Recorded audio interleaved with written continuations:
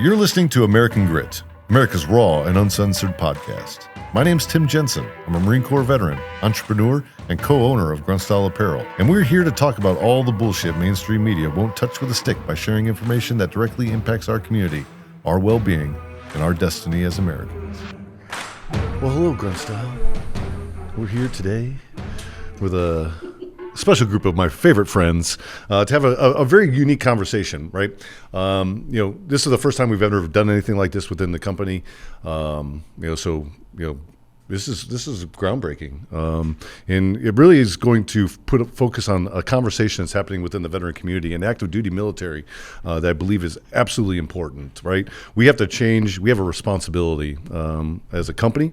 We have a responsibility as veterans to really shape and be part of conversations where we need to be part of those things. And I believe this is an opportunity for us as Grunt Style to get involved in a conversation, much like we did with the PACT Act that was affecting so many different people across the nation here. Very, very much the same. Military sexual trauma is something that's happening within the United States military right now that is devastating, and it's not just to men and women, right? This or women, and it's happening to men as well. So this is a problem that we need to really have a conversation about. So over the next couple of weeks, you're going to see American Grit delivering content that we've been producing over the last couple of weeks, speaking directly to this. And it started with Janae Sergio. That conversation started with Janae Sergio, but it really started with Vanessa Guillen. And with me today, I have Mayra Guillen, Vanessa's sister. We have Stephanie Gattas from the Pink Berets as well. And we're going to have a bit of a roundtable conversation for the next 45 minutes or so, and talking about why this is important. We're going to share some deep stories, right? And we're going to have a very uncomfortable conversation, but I think it's necessary, right? And we're also going to celebrate something today on Mayra's side. Today's Vanessa's birthday, and she would have been how old today? 23 years old. 23 years old, and she's been gone from us for about 3 years now. Yeah.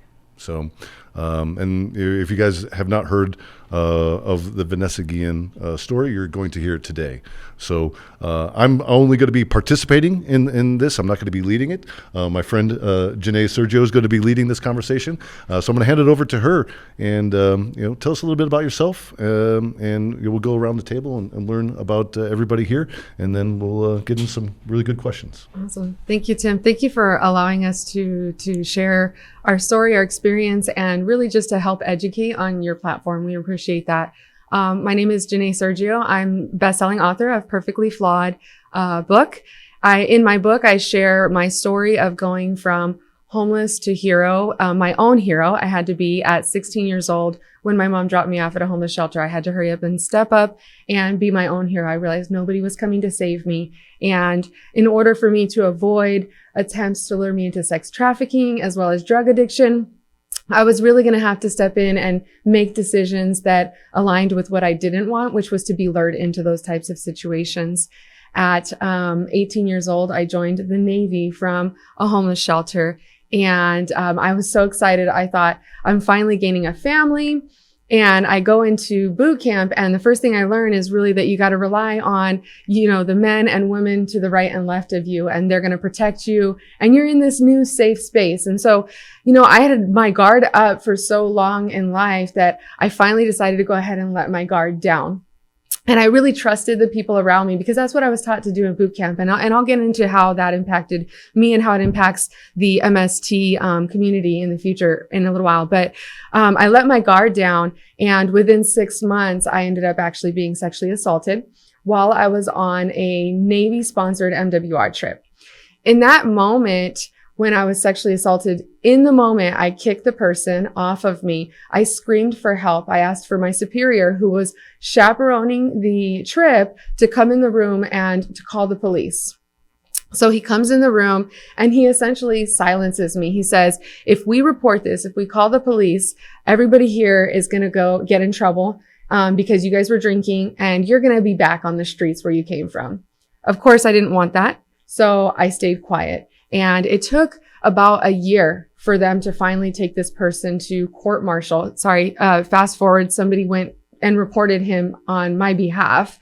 It took about a year for it to finally go to court martial. And even though he admitted what he had done, he still got off. He still got freed, and he still got to go back and serve as a predator in the military. And so I had to kind of live with that and cope with that throughout my life.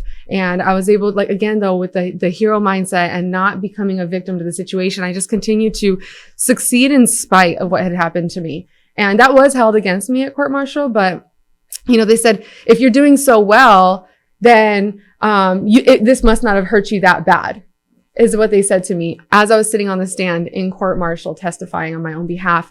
And so I just continued to just succeed in spite of what has happened. And over the past few years, I've been able to gain a social media following where I have a platform and an opportunity to share my story as well as elevate voices of other people. And so that's what I've been kind of doing. And that's what brings us here. So again, thank you for giving me the opportunity to be here and to help with this important discussion. Excellent. Stephanie. Yes, Stephanie Gattas, the Pink Berets founder. It is a organization that focuses on women who are struggling with their invisible injuries. Invisible injuries can be anything from post-traumatic stress to traumatic brain injuries, and as we are all hearing about today, military sexual trauma. It is still very prevalent, and so it does keep us very busy in terms of being able to offer services for women, whether it's a retreat or whether it's equine therapy or art therapy. We find ways to help women connect and heal, but also to really start to develop their sense of normalcy, especially because they've been through a traumatic event. So the Pink Berets really focuses on ensuring that we continue to help the women that are coming to us for that assistance. I can tell you that since we started in 2015, we never expected that a large percentage of the women that enter our organization or cross our threshold are M.S.T survivors. And I say survivors because they survived a very traumatic event. Some women didn't. So I think it's very important to highlight that, the women that are M.S.T survivors are still fighting to find their own sense of what a normal lifestyle looks to them once again, right? To feel like the person they were before the trauma took place. So I'm a very focused advocate. I work very heavily on the side of legislation because I know that that's what it's going to take to change the narrative. But I also know that that's what it's going to take in order for us to secure a better future for those that are entering the military. No one should have to fear wanting to serve their country based on a sexual assault or even sexual harassment. So I think that as long as we continue focusing on what's important, then we'll be able to develop a stronger military in that sense. Because if you think about it, I know we've been told this many times, stay out of the military if you don't want to be assaulted. And that should not be what we're told. Instead, we should be able to support our sisters in arms, our brothers in arms, and also our LGBTQ community. That's another stigma associated with sexual assault.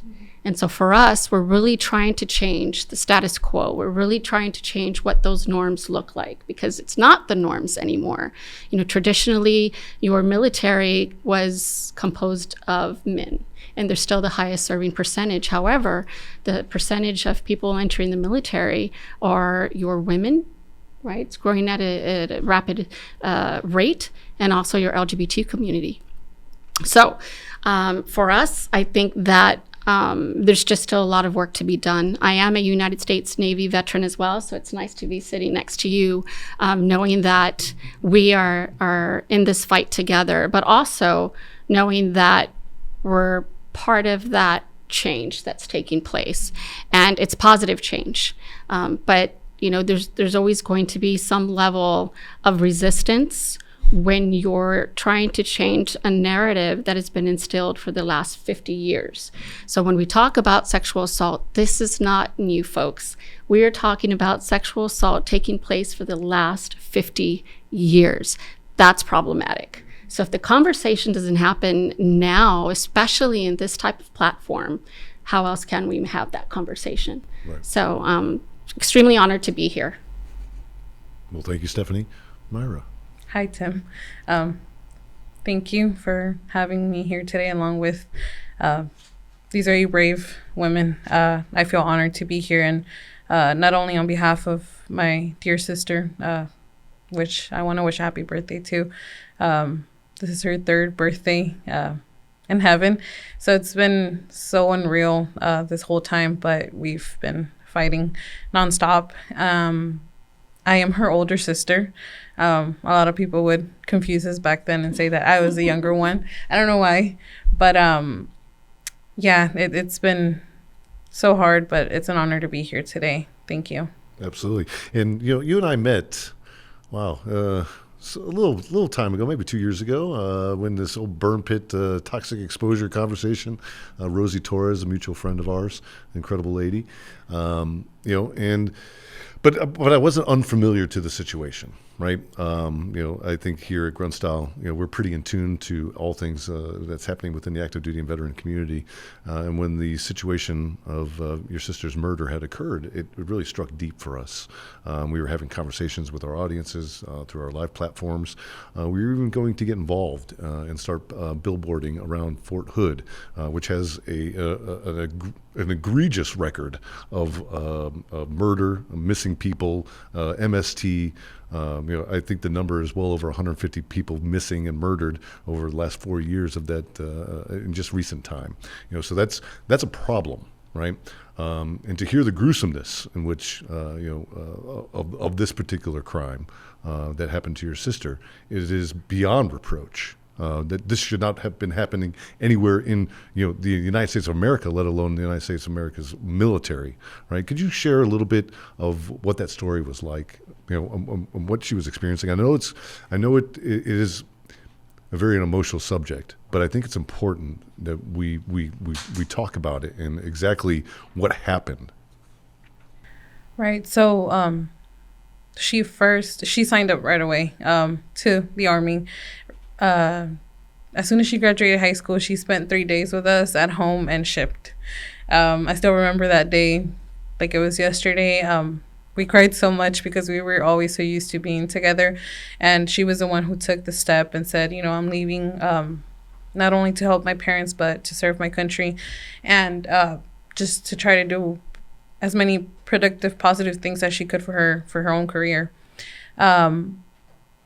We never thought that day would have been, would ever have led up to this.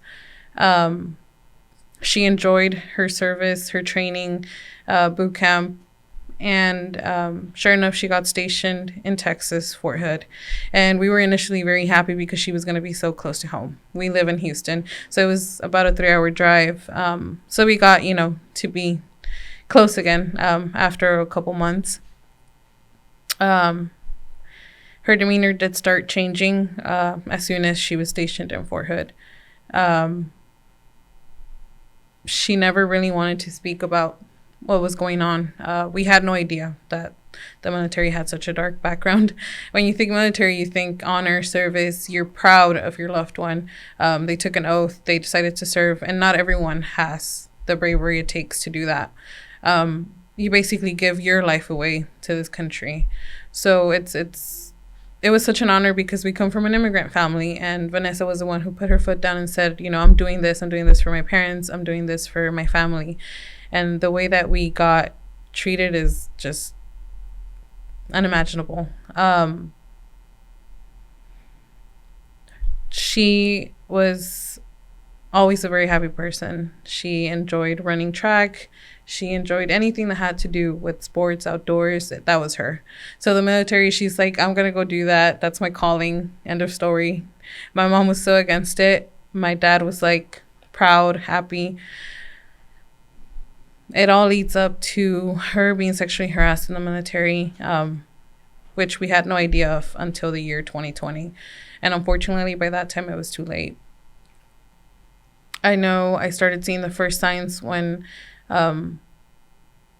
she had suicidal thoughts in January of 2020. And that for me was just heartbreaking because I was so used to taking care of my sisters as if, growing up as the oldest, you have that role as the second mom. Right away, I took my stuff. I went to see her, and it was like I found a person that I didn't know. And as much as I tried to push her to tell me what happened, she would not budge. She would just tell me, I'm sorry, I hope one day you understand. Sure enough, a couple months after April 22nd, 2020, someone decides that it was okay to not only take her life in a much violent manner, which I hate to repeat the words of what they did to her body and how they did what they did. I strongly feel like she was sexually assaulted by that person prior to being murdered, and that's just something that there's no evidence, so a lot of people think, oh no, but why would that individual have such a violent manner to take her life? It leaves you speechless. The way that things played out, and I'm sure people can search up the case and read the details because they can't come out from me. It's just so hard to say what they did to her. But ever since then, we've been fighting nonstop, all the way up to Congress, Senate, and unfortunately, those are the only people that have any type of power over the Army's jurisdiction. Congress, Senate, and government office affair. Those are the only people that we can put pressure on to actually make the change that's very much needed, because it's unfortunate what Janae had to go through, and it goes back decades, just like Stephanie mentioned. It's unbelievable that we're still sitting here today with this generation, with the social media power that we have, with, this platform. We're still fighting for justice for many survivors, for justice for current victims in the military, both active duty and discharged. It's unbelievable that up to this date, we still have to ask for some accountability when, before signing up, why would a civilian have more rights than the person that are signing up to defend the country? That's what I won't ever understand. That they're forced to be silent, and they have the laws to do so, to silence people, which is very unfortunate. So I feel like we do need to take a closer look and reform everything. Fairest doctrine by, we're in the 2022, we're not in the 1950s anymore. So I do feel like we all have to come together in some form, shape, and manner and change the whole thing. Absolutely. I served in, when I joined the Navy, it was the year 2000. I served from 2000 to 2008. And I always had this feeling that I was taking the reins from the women who had served before me, and I was paving the way for the ones who were coming behind me, and that the actions that I had taken were going to create change and create a better future for the girls who were coming behind me. And when I learned of Vanessa's situation, it was when she was still missing. It had been 20 years since my sexual assault. And I saw the I am Vanessa Guillen hashtag start trending. And I knew it was widespread. I knew it was an issue because we talked to one another. And I felt like every female that I had talked to had some sort of either sexual harassment or sexual assault. Every single female that I had talked to had experienced something. But then when I saw that trending, it was almost like I felt like I had failed the people who came behind me, because I thought, I reported it, but why is this still happening? And why is it happening to so many people? When you started seeing the stories that were being shared and how many people were, kind of had similar stories, and I can imagine that when you were reading those stories, you were probably thinking that Vanessa may have had a story similar as well. She just didn't get a chance to tell her story. But how did that make you feel, especially at the time while you were still looking for her? Like, how did it make you feel to see that hashtag trending and how it was impacting the military as a whole? Every time when I found out that the hashtag was trending, I was very took by surprise, because I didn't imagine the number of survivors and victims that existed. I had no idea. I honestly, I cried so much. I couldn't there was a point where I couldn't read them anymore because it was so emotional, and only to think, like, what did my sister not tell us? Like, what, you know, maybe we'll never know what she had to endure for like the almost 2 years she got to serve. But I can only imagine that there was there's reports that confirm that there was a number of aggressors that were sexually harassing her. So, just, it was so hard. But at the same time, it was those stories that would drive me as a person to continue to advocate and fight, not only for my sister now, but for every single person that decided to share their stories, and even those that kept silent, because it's just hard to talk about it. I can completely understand. I mean, I've never served, but it's like I see myself and my sister. That was the person that I grew up with. That was, and I mean, we were like so close. It's crazy. Like, sometimes I think that this is so unreal that I'm like, one day I'm gonna wake up and it's just all gonna go away. But then reality hits and I find myself in Congress or in a hearing, and I'm like, why am I here again? Oh, because my sister. And because they're so resistant to have the change be done, that it's like, what does it take? What is it gonna take? I just feel like the stories of survivors and victims all together were a drive for myself, for my family, and for all the advocate groups and all the organizations that are coming together to advocate for this. Did you feel a little bit like betrayed at the time? Because like, if our family had known that this was such a widespread problem in the military, she wouldn't have probably joined. So it's almost like eye-opening, like, wow, I didn't even know this was an issue. Why is this something that nobody's talking about? Now, because of Vanessa, we did start talking about it. But prior to that, it was almost like, why were all these people keeping this quiet? Right. And I just feel like there's a huge problem because the military has their own jurisdiction, their own JAGs, their own attorney, their own everything. And it's like they have their own little world where they decide what they can and can't do. They decide what goes on the media, what doesn't go on the media, to some extent, of course, because everything that happened over the last 2 years has just bashed them back and forth. And I hate, because there's good service members out there that, they want to do the best that they can for their career, for their family, for whatever reason that they have to do so. And they shouldn't have to take this toll because of the bad people that are out there. I mean, we could talk about this for hours, but yeah, initially I felt very much betrayed by what happened. I feel like it's important to note that having this conversation is not, I think there was like a phase where it was almost like an us versus them, and like the implication that sexual assault only happens to women and we all hate men, or all men are potential predators.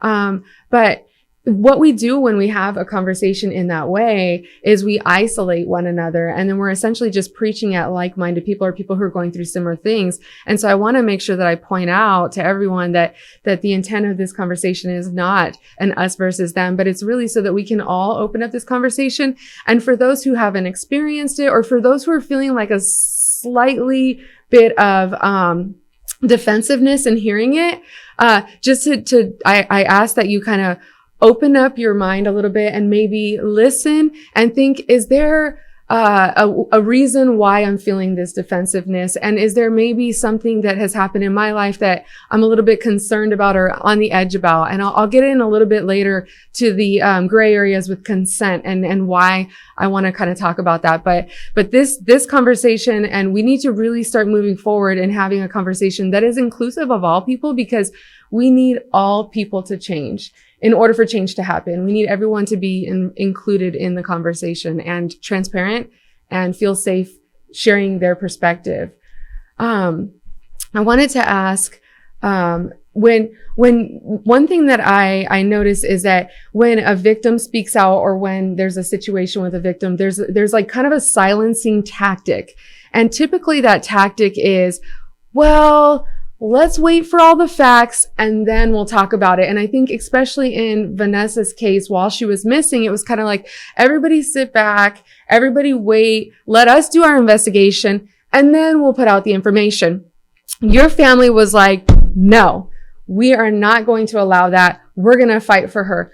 Unfortunately, though, you didn't have really anything to kind of throw at them and say, look, here's evidence that there's potential wrongdoing. Do you feel like the I am Vanessa Guillen hashtag really was a way of kind of not allowing her to be silenced and not allowing her case to kind of be shoved under the rug? It elevated it, and it gave you guys really the backing you needed in order to push forward and find her, as well as make change happen. Definitely. It was a huge impact, because I recall when my mom first spoke to CAD, she brought it up. She said, my daughter confided in me that she was being sexually harassed by a sergeant in her chain of command. CID said, well, that's not a crime. We don't consider that a crime. We're going to turn the other way. We're going to keep trying to find leads that were never going to happen, because there weren't any. They just completely ignored it and said, you know what, this isn't considered criminal in our book, so let's look into the next thing, or let's, just continue our, stupid investigation that led nowhere. The stories that were shared proved that sexual harassment was a huge problem, is a huge problem. They have programs for it. How can it be labeled as not, it's not against the law, or yeah, that, this is beyond our scope and purview and our ability to look into? Like, that's nonsense. Yeah, right? It completely shows that it's so permissive, and it's so, okay, that's fine. And I think there's something there that I wanted to circle back on. And you said you were disgusted by the behaviors of the command and the way that they were treating the subject, right? And after reading your book, there was something that stuck out to me. And Stephanie, I'm sure I'd love to hear your point on this as well. Is like, you went through your situation. Command went through the process of all of that, and the next thing you know, dude that was pushing this onto you, and these behaviors and all this stuff was sitting right next to you again in your class, and then followed you through your time in active duty. Like, what kind of garbage are these commands allowing to happen, right? Because Sharps certainly isn't being followed, right? They'll make us sit through all the classes, right? And they'll check the box and they'll say, yes, you are now trained on sexual harassment, and we expect you to be good soldiers, sailors, airmen, and Marines. Well, that's not how this works, right? Especially when the command, is willing to sweep things under the rug, to not adjudicate effectively. And whatever reasons that come out of these investigations, it's gross, right? And it's derelict of duty, in my opinion. Yeah. Oh no! Oh, I thought you were going to say something.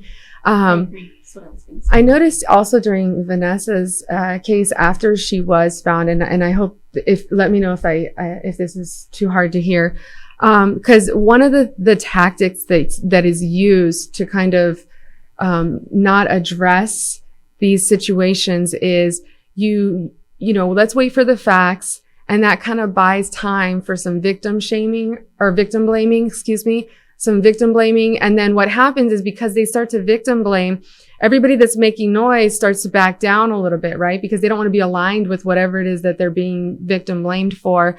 And then that gets pushed under the rug. And then these perpetrators are able to go on and continue to serve and do what they do in the military and also in civilian life. I noticed, though, one of the ways that they tried to victim blame Vanessa is they said that the reason that she was attacked, which I don't believe, they said that the reason that she was attacked was because she had known that Aaron was having an affair, and she told him, I'm going to tell your wife. And so it was kind of a way of them saying, if she had just kept her mouth shut, she would still be alive today, right?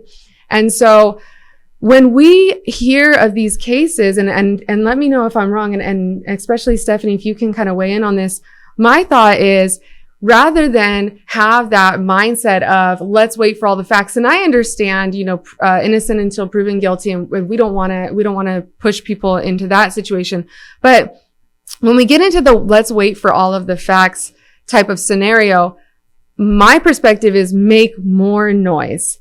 because that means that this is where we're going. We're going to start going down that direction of finding something on the victim that we can use to take the attention away from what has happened and then kind of silence it. And then we all move away from it and no justice is served. What's your thoughts on that? Well, to put it into context, I think the Guillen family is a great example of what can happen when you apply pressure.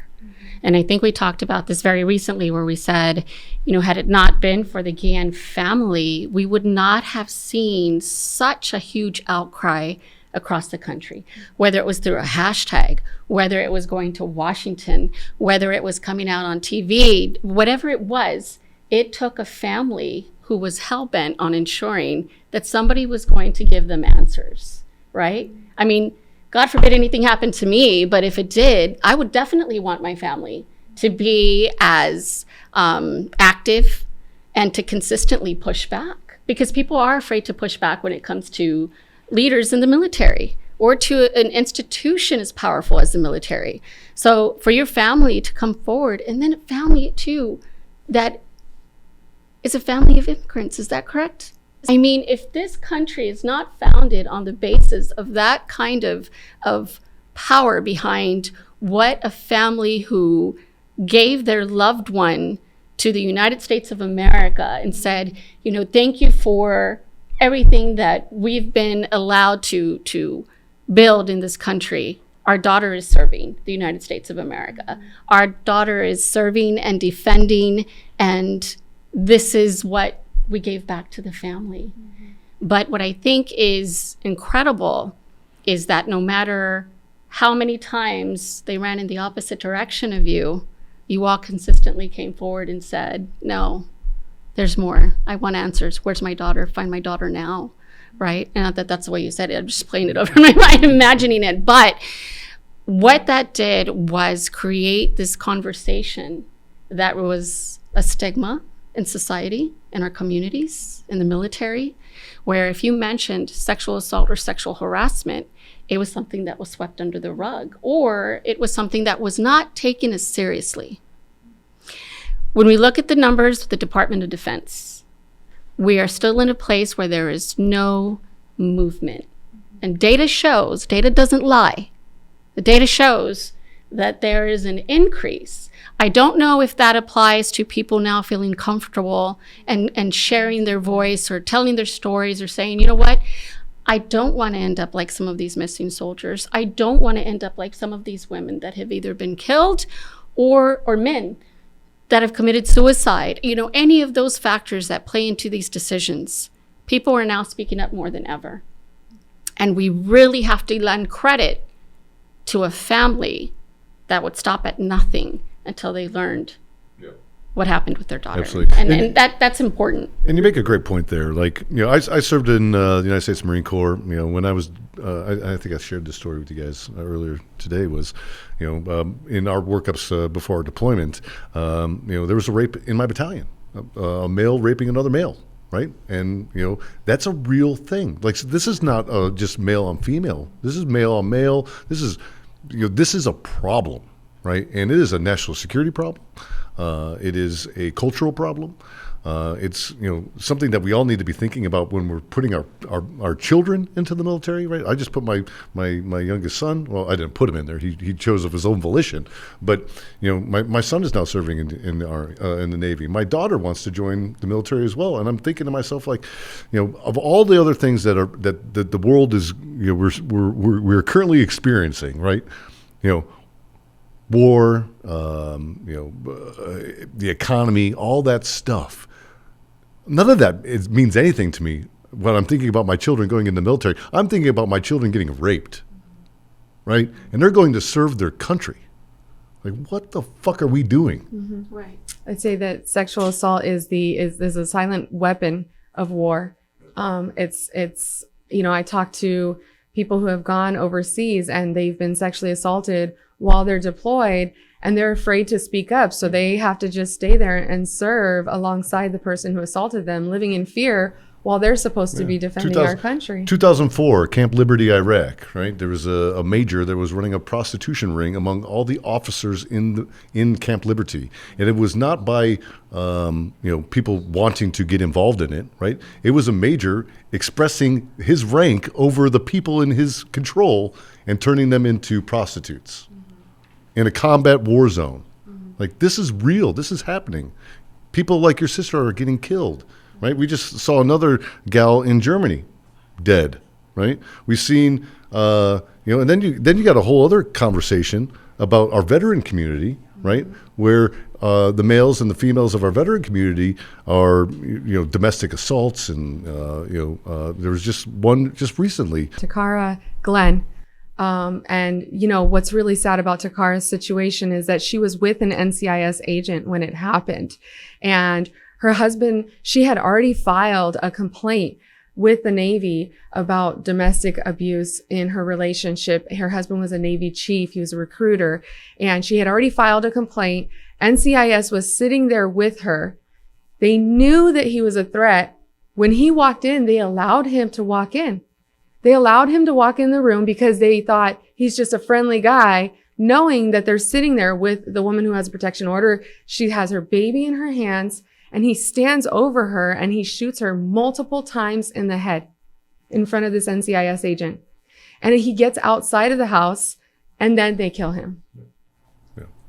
It's a real problem. Absolutely heartbreaking. And like you said, these cases, there was a female Marine, I believe she was, in Hawaii, and she was experiencing domestic violence in her relationship. They were dual military, I believe, or she may have been a veteran. They were dual military, and she was experiencing domestic violence in her relationship. She was pleading. She was actually on the media pleading for help, saying, I can't get out of Hawaii. I'm stuck here, and I'm afraid for my life. On the side, she would do, TikToks and just things on social media that may have been sexual in nature, just her embracing her own sexuality, okay? And her husband stabbed her on the side of the road in Hawaii. It was posted on some of these military anonymous pages that she had been murdered, and the comments were disgusting. Seeing my fellow veterans speak about this woman the way they did, saying that she deserved it, that this, it's what she gets if she hadn't been, calling her names and stuff like that. It was like they were celebrating the murder. If she didn't have her OnlyFans, she'd still be alive. Exactly. Like, get the fuck as out if that deserved it, And that's where I keep talking about this, the victim blaming. It's like you find something that you can emotionally move people away from what has just happened. And then they all focus on that thing. And we all stopped talking about what really happened, which was violence in our community that resulted in the death. To segue into what you're saying, because I think it's very important from listening to you right now, is that I feel like people are becoming desensitized. Yes. They're hearing these stories and cases that are surfacing, and it's happening over and over and over again. And it's becoming a norm. And they're hearing it on such a regular basis that when the news tells you of another person that has gone missing, or another person that has been murdered, or another person that has been found dead, it is not said with a sense of urgency or empathy. It's almost as if, hey, guess what? We found another person that's been found dead. And I'm gonna switch this to Denisha Montgomery. Excuse me, I twisted my words there. In Germany, calling her family, taking active steps to ensure that she returned home safely, because she knew with absolute certainty what was going to take place. And what happened? She was found dead, right? And the narrative is that she killed herself, when there's plenty of evidence detailing that was not the case. Yeah. No. I mean, and I think anybody, you don't have to be an attorney to know that was not the case with this individual. And so I make mention of this because I think it's a very important case. I think it's something that we need to keep our eye on. I think we need to keep our finger on the pulse when it comes to this, because I think that we're going to start hearing a lot about this in the coming weeks. But also, again, it comes down to justice. We have a family out there that wants answers. And in this situation, we have a family where children are involved, 2 young children who no longer have their mother. And why? She has 3, she had 3 babies, but 3? Yes. Even worse, And, right? you know, I mean, I want to talk a little bit about Denisha's story, because as you know, you guys know, I've been sharing this. The first thing I want to say is that when Denisha's story came out, I had just finished sharing, I'm not finished, but I had just kind of turned over the voice to Madeline Coulter's family. So my goal is really to elevate the voice of the victim, but then turn it over to the family and let the family speak, right? And so Madeline's family was starting to kind of talk, and then I start getting messages about Denisha's situation. And Denisha was murdered, or she was found dead on August 9th. On August 11th, I start getting a bunch of messages saying, can you help elevate her voice? Can you help elevate her voice? I gave a very well written out story about what I knew about what happened to her. And I begged the community to share it with 500,000 people. I begged, please share it. And like you said, we're kind of desensitized. And so I'm begging everybody, share the story, share the story, share the story. August 11th. Nobody's sharing it. And finally, we get her in contact with a couple advocacy programs. It gets shared on the news. And now that it's a trending story, people are sharing it. And it's like when we needed it and when we needed them to share it the most, it was really challenging for people to pick up and share it, because maybe it didn't, fit their platform, or they wanted to wait for all the facts to come out. So I want to talk about wait for all the facts to come out real quick. When Vanessa Guillen was missing, the I am Vanessa Guillen hashtag started trending, and it raised awareness for everybody to start sharing their stories. Now we're talking about do what Denisha did. Denisha knew what her fate was, and she knew that if she was found dead, how it would be portrayed to the public. And so she, prior to her death, made sure that her family recorded a video of her telling the story of her having been attacked by 3 people in her unit. Prior to that, a few weeks prior to that, one of them being her roommate. She shared that story with her family. She asked them to record the story. And when it came time for the Army to say that this was a suicide, her family, like yours, was like, absolutely not. We're not going to allow it. We're not allowing this jargon. And they released the video to the Army, and they said, we have proof. And that was able to get an investigation started. And so, unfortunately, until this is something that is a thing of the past, it's really important that we start sharing that message of doing what Denisha did. Let's unpack that for a moment, right? The simple idea that a female or a service member in general, or a human, let's just call it a human in general, had to record their story, archive it, because they knew that they were going to die. Mm-hmm. Yep. That should get everybody chills, yeah. Right? That's happening in our military. Mm-hmm. This was less than 30 days ago. Yes. Yep. Less than 30 days ago, right? So, I think, with these conversations, right, that we're just starting to have now, right? And these conversations have been going on for 20, 30 years, right? But no solution is coming in place, right? They're just adding more policy, right? And the toxic command is still there and allowing these behaviors to happen. They're still placing individuals that have been found guilty into the same classes of the individuals that are putting the names against those. The individuals that are going out murdering others are not being held to the full justice of the law. This is gross. This is beyond anything that I can say that I would be proud of my military, right? But I think that's where we have this responsibility, right? We are stewards. We are veterans, right? We are family members of those that have served, right? It is we've all seen this. I will trust me when I say this, and you guys probably know more than me. But I would say 80 to 90% of military members today have 1 degree of separation from a sexual trauma that has happened in their 4 years of service. Think about that. 4 years of service. I think there's no better time to really point out that if there's ever a time you question what your purpose was, right, this would have to be it. You know, to be able to sit here at the table and say, I am not only honoring my sister's birthday, but I'm here on her behalf, and I'm here to change the narrative, and I'm here to continue fighting, and I now have a foundation in her name. And I commend you for that, because some people get the answers they're searching for, and then life goes on. But for you, life doesn't go on until you know that there's change for everyone.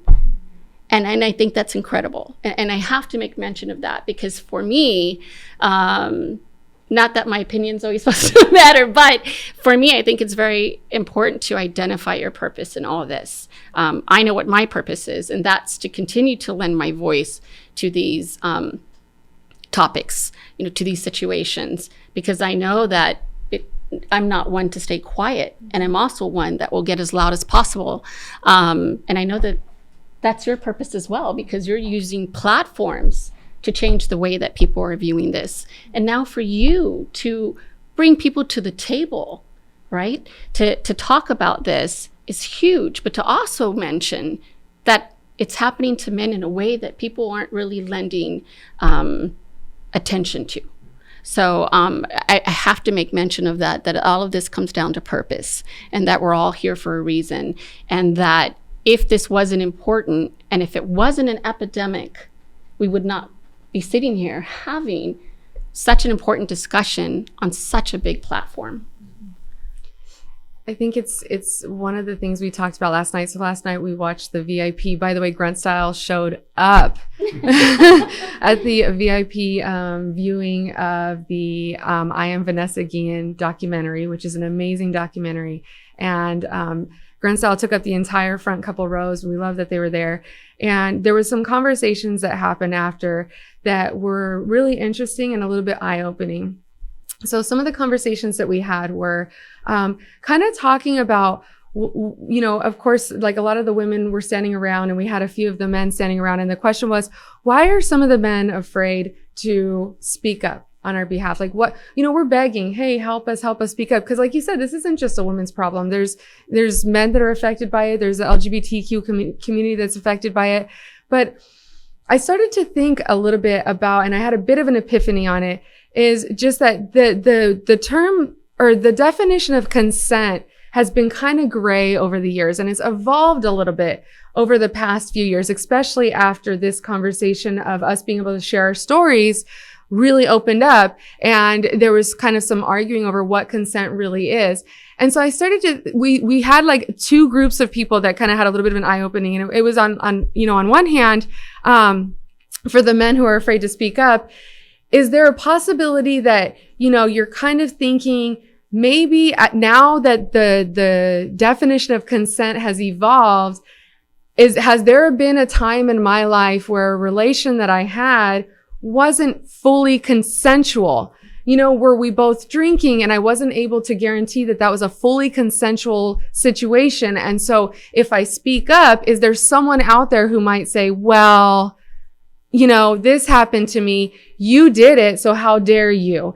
And so I encourage for those who are men and women who are thinking, was there a time in my life where I had a relation that wasn't fully consensual, or that may have been a little bit along those blurred lines? Now that that definition has evolved, speak out about that a little bit, you know, own up to it and say, you know what? Yeah, now that I understand a little bit more about consent, there are some things in my past that I'm a little concerned about, but I want to raise awareness about this. I want to help talk about it because I want this to stop. And then on the other hand, we had some of the women in the room who were saying, you know, now that we're talking about it, and we're talking about how the definition of consent really has evolved. Now, I say the definition has evolved, but the feeling of consent hasn't, because we know when we feel like it just wasn't right. And so now that the definition has evolved, you have some of us who are thinking, well, dang, there was a time in my life where it didn't feel right. And just to kind of give yourself grace for how you responded in that moment, because maybe there was, like you were brought up in an environment where you just kind of just give it to them so that you don't have to deal with the backlash, or you just do it so that you don't have to make them mad, and you had to live with that for the rest of your life. And so I just encourage everyone who's listening and everyone here at the table just to kind of think about it in that way. And instead of us just being us against them, or, I'm mad because I didn't get to fully consent, just kind of thinking of how that has evolved over the years. And now we're able to have that conversation and hopefully make change in that way. Yeah. Yeah. It's a great point. The world is a changing place, right? What is accepted today was not accepted, 20 years ago. And you can roll that clock back over and over and over and over again. But at the end of the day, I still think that we all have a responsibility to each other, right? To make sure that we are, being honest with each other, right? We're being good humans, and we're addressing the things that are wrong, right? The see something, say something side of things, right? There's nothing wrong with that. Like, what's wrong with standing up for a little bit of conviction and saying, that's wrong and that needs to stop, exactly. Right? I think that's what we're all, we all have that imprinted upon us, and it is uncomfortable. These are uncomfortable conversations, right? Sexuality is an uncomfortable topic to talk about in general, right? But this is the world that we live in, and people are being hurt because we are not willing to have these uncomfortable conversations.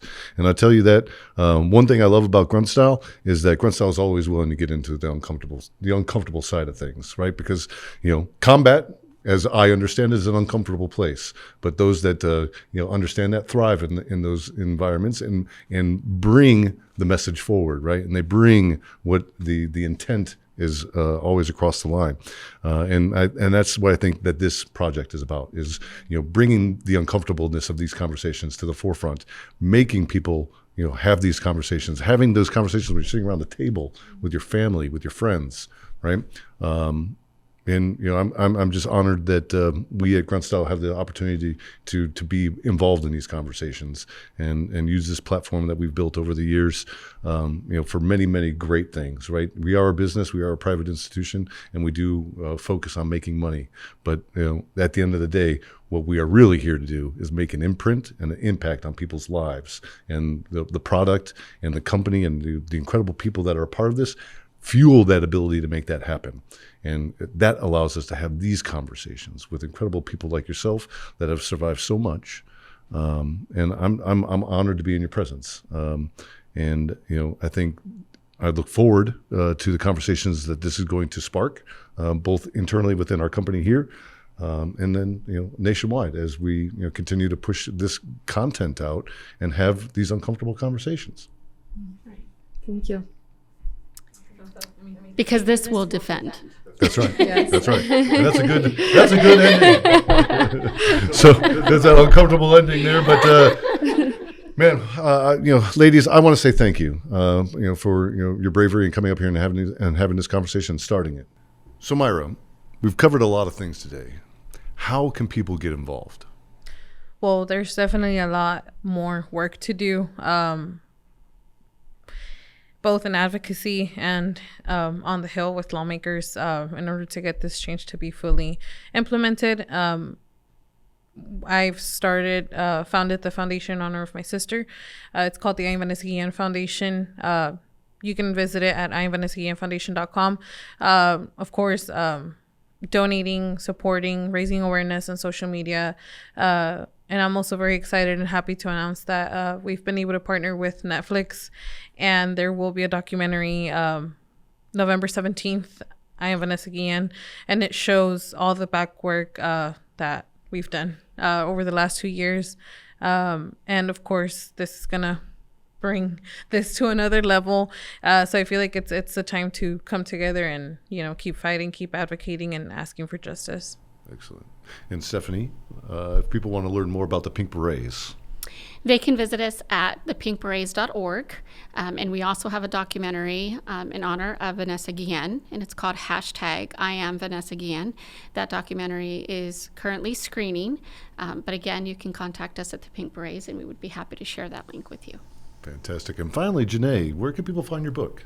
My book is Perfectly Flawed. You can find it on Amazon or perfectlyflawedbook.com, but this isn't about me. Thank you, though. Fantastic. Well, thank you, ladies, and good luck. Thank you.